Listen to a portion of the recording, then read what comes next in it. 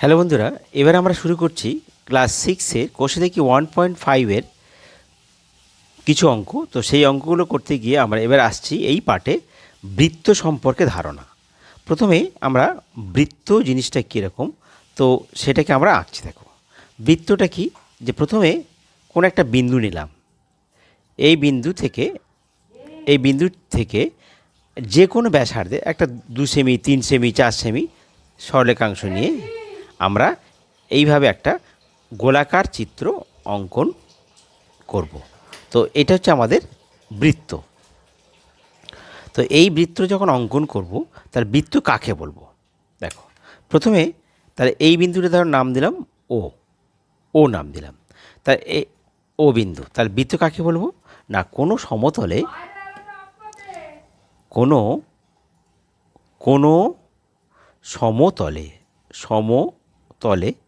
সমতলে আর বৃত্ত হবে না, কোনো সমতলে কোনো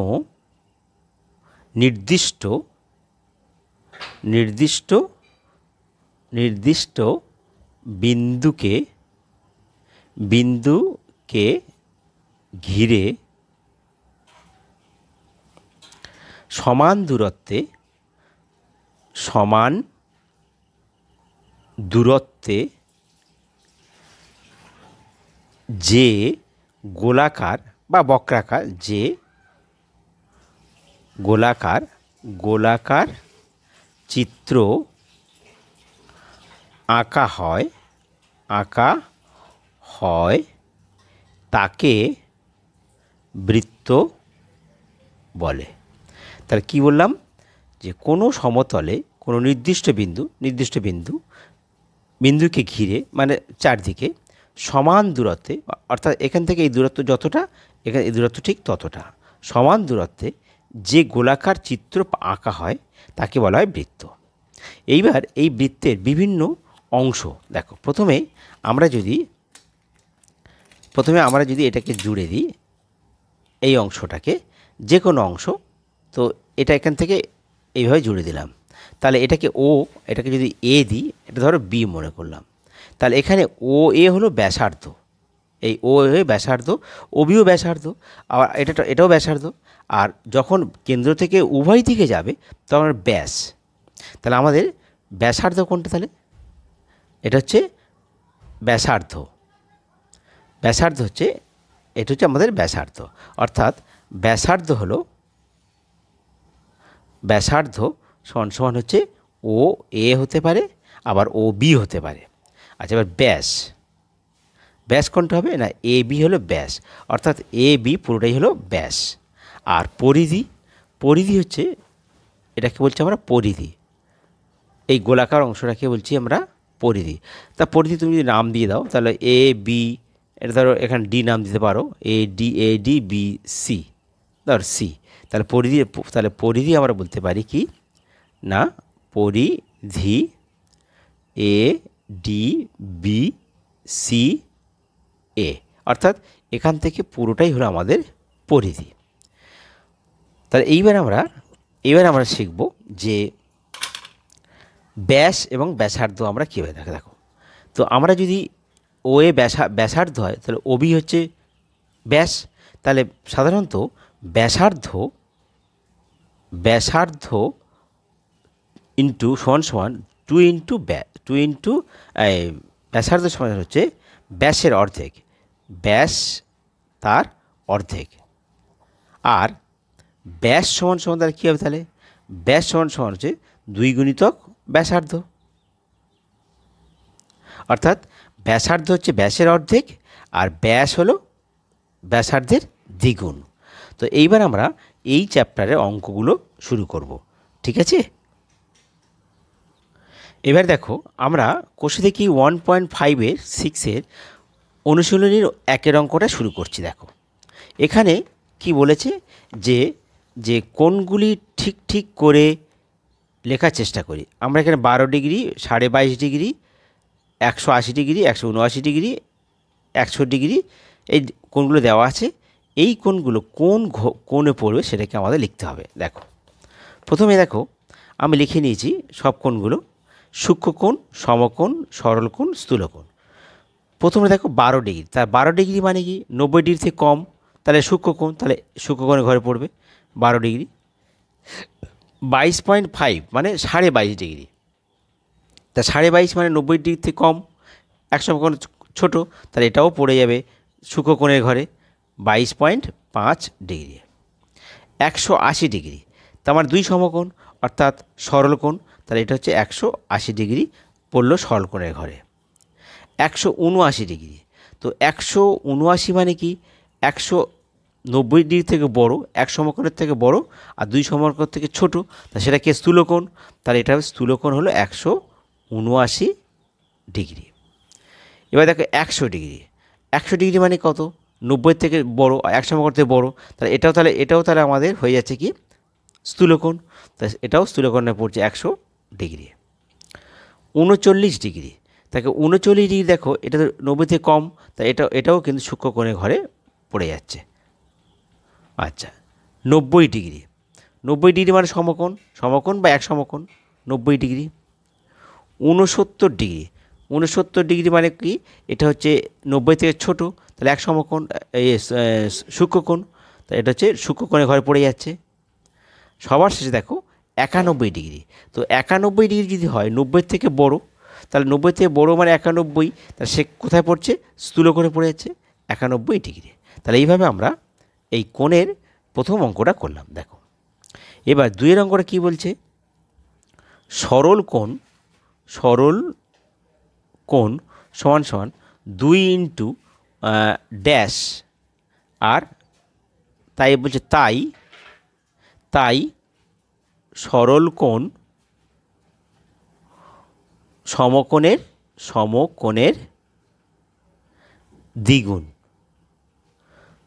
তো আমরা জানি সরল কোণ মানে হচ্ছে 2 ইন্টু 90 ডিগ্রি অর্থাৎ 180 ডিগ্রি, তাই বলছে তাই সরল কোণ সমকোণের দ্বিগুণ, সমকোণ এই তাকে 2 গুণ করছে অর্থাৎ এখানে বসবে কত 90 ডিগ্রি। এটা আমরা আগের প্রথম পার্টে আমরা শিখেছি। এবার 3 নম্বর অঙ্ক দেখো, 3 নম্বর বলছে নিচের কোন দৈর্ঘ্যের রেখাংশ দ্বারা ত্রিভুজ তৈরি করা যায়। দেখো এই নিয়মটা একটু আলাদা। দেখো 3, তো আমরা প্রথমে জানি ত্রিভুজ আঁকতে গেলে আমাদের 3টি বাহু চাই, 3টি বাহু। তো 3টি বাহু যদি ধরো একটা 5 সেমি, একটা 4 সেমি আর একটা 3 সেমি,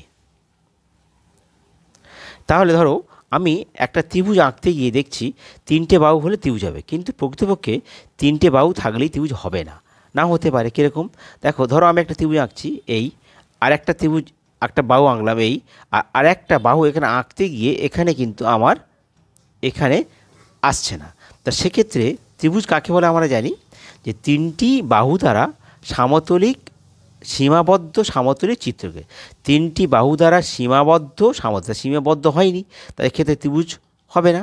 তা 3টি বাহু দ্বারা সীমাবদ্ধ সমতলিক চিত্রকে ত্রিভুজ বলে। তা সেক্ষেত্রে 3টে বাহু থাকলে ত্রিভুজ কিন্তু হবে না। তাহলে তার একটা নির্দিষ্ট নিয়ম আছে। কী নিয়ম আছে, যে এই 3টে বাহুর মধ্যে মিনিমাম সব থেকে ছোটো দুটো বা যে কোনো দুটো বলা যাবে, কিংবা সব থেকে ছোটো বাহু দুটো যোগ করে যদি তৃতীয় বাহু অপেক্ষা বড় হয়, তাহলে কিন্তু আমি সেই ত্রিভুজ আঁকা সম্ভব। অর্থাৎ যে কোনো দুটো বাহু যোগফল তৃতীয় বাহু অপেক্ষা বড়, কিংবা সব থেকে ছোটো দুটো বাহুর যোগফল যদি তৃতীয় বাহু অপেক্ষা বড় হয়, তাহলে ত্রিভুজ আঁকা সম্ভব। দেখো তাহলে আমরা এখানে বলছে 3 নম্বরের এরটা কি বলেছে, দেখো 2 সেমি, 3 সেমি আর 4 সেমি, তাহলে এটা ত্রিভুজ আঁকা সম্ভব কিনা। দেখো আমি প্রথম দুটো ছোটো নিচ্ছি, 3 আর 4 বড়, তার 2 যোগ 3 সমান কত হচ্ছে 5। এই পাঁচটা নিশ্চয়ই তৃতীয় বাহু অপেক্ষা বড়, তাহলে এক্ষেত্রে ত্রিভুজ আঁকা সম্ভব। তাহলে এক্ষেত্রে বলবো ত্রিভুজ আঁকা সম্ভব। আচ্ছা বিটটা দেখো, বিটটা কি বলছে, 4 সেমি আছে, 4 সেমি,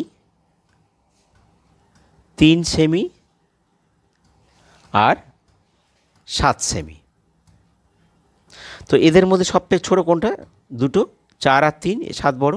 তাহলে প্রথম অতএব 4 আর 3 যোগ করো, কত হলো 7। তো 7 নিশ্চয়ই 7-এর থেকে বড় হবে না, তাহলে 7 নিশ্চয়ই 7-এর থেকে বড় নয়, অর্থাৎ এই বড় আর এই কেটে দিলাম, তাহলে বড় নয়। তাহলে লিখবো আমরা অতএব ত্রিভুজ, ত্রিভুজ আঁকা সম্ভব নয়, সম্ভব, সম্ভব নয়। এবার দেখো আমরা 3-এর সিটটা করছি, দেখো 1 সেমি, 3 সেমি আর 2 সেমি, 3টে বাহু দেওয়া আছে। তার 3টে বাহু ত্রিভুজ আঁকা সম্ভব করে দেখিনি। তার প্রথম আমার কি বলেছি, যে কোনো দুটো ছোটো নাও, তাহলে ছোটো বলতে 1 আর 2, তাহলে 1 যোগ 2 সমান কত হচ্ছে 3 সেমি।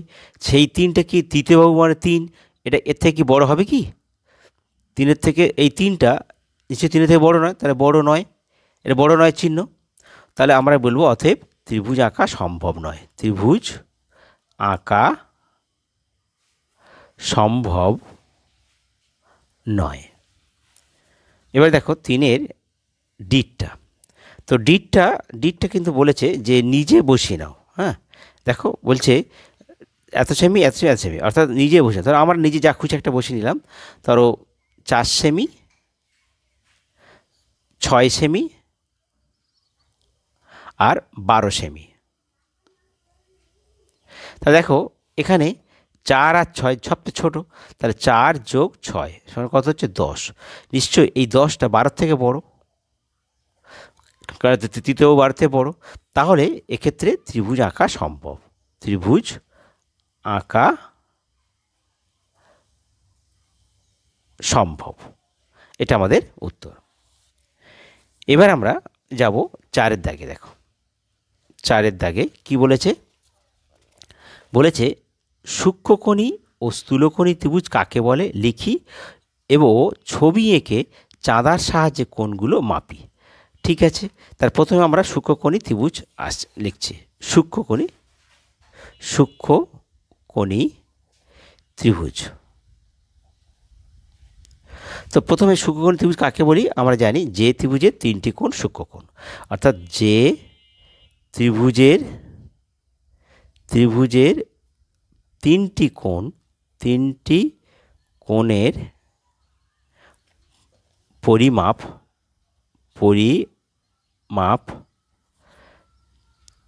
3টি কোণের পরিমাপ সূক্ষ্মকোণ, সূক্ষ্মকোণ তাকে সূক্ষ্মকোণী ত্রিভুজ বলে। তো প্রথমে আমরা এই ত্রিভুজটা, একটা ত্রিভুজ আঁকতে বলছে এবং চাঁদার সাহায্যে কোণগুলো মাপতে বলছে। তাহলে আমরা যদি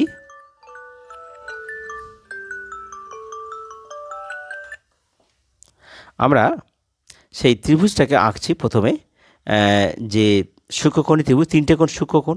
তো আমরা যদি আমার পরপর নিই যে 60 ডিগ্রি, 3টে 60 ডিগ্রি নিচে, দেখো প্রথমে আমরা যে কোনো একটা ত্রিভুজ আঁকছি, যে কোনো একটা মাপ নিচ্ছি, মাপ নিয়ে আর এখানে একটা পয়েন্ট দিলাম, দিয়ে এইভাবে আমরা মাপলাম, এটাও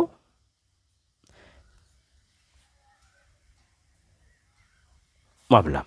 এবার আমরা দেখছি যে এই কোণটা চাঁদার সাহায্যে আমরা কত ডিগ্রি সেটা আমরা নির্ণয় করব। দেখ প্রথমে নাম দিলাম, তো আর একটু ছবিটা বড় করলে ভালো হতো, তো একটু আমার মনে আরেকটা ছবি আঁকি, ছবি আঁকলে সুবিধা, এই বড় ছবিটা বড় না হলে মাপটা অসুবিধা হবে। তাহলে আমরা একটা বড় দেখে ছবি আঁকি, দেখো তো এখানে একটা বড় দেখে ছবি আঁকছি।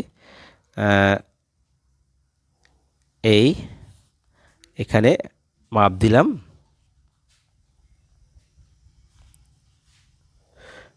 এই আর এইভাবে জুড়ে দিলাম। দেখো এবার দেখো আমরা যে সূক্ষ্মকোণ ত্রিভুজ আঁকলাম তার এ বি সি, তো চাঁদার সাহায্যে মেপে দেখছি দেখো এই দিকটা কোণ 60 ডিগ্রি, আর এ কোণটাও 60 ডিগ্রি হয়েছে।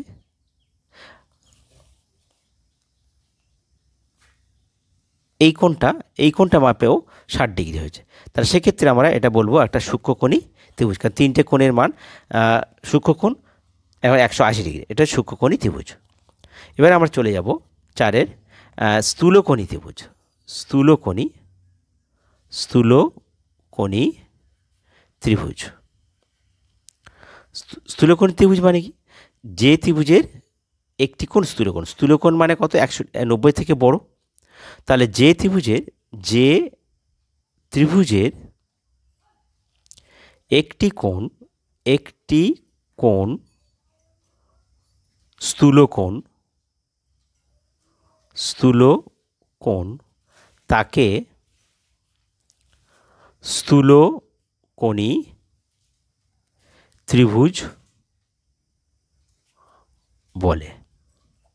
তো আমি একটা ছবি আঁকছি, দেখো প্রথমে একটা সরলরেখা নিলাম আর 90 থেকে বড়, তো আমরা একটা 90 থেকে বড় যদি আমরা চাঁদার সাহায্যে করি তাহলে দেখো 90 থেকে বড় ধরি 120, এই 100 এপার থেকে 120 নিলাম, 120 পয়েন্ট করলাম, 120তে পয়েন্ট করলাম।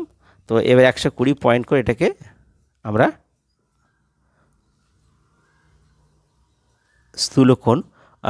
স্থূলকোণী ত্রিভুজ, অর্থাৎ যে কোণে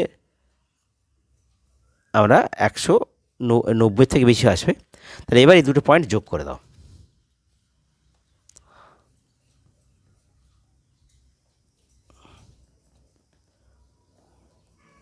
অর্থাৎ এই কোণটার মান হচ্ছে 120 ডিগ্রি। তাহলে এ বি সি, অর্থাৎ এটা স্থূলকোণী ত্রিভুজ। তাহলে যে ত্রিভুজের একটি কোণ স্থূলকোণ তাকে স্থূলকোণী ত্রিভুজ বলে। তাহলে আমরা এই ছবিটা আমরা পেয়ে গেলাম। এবার আমরা চলে আসব পরের কোশ্চেনটা। বন্ধুরা, তোমাদের যদি এই ভিডিও ভালো লাগে তাহলে তোমরা সাবস্ক্রাইব করো, লাইক করো এবং শেয়ার করো। আর তোমাদের সমস্যাগুলো তোমরা কমেন্ট বক্সে লিখে জানিয়ে দিও, ঠিক আছে?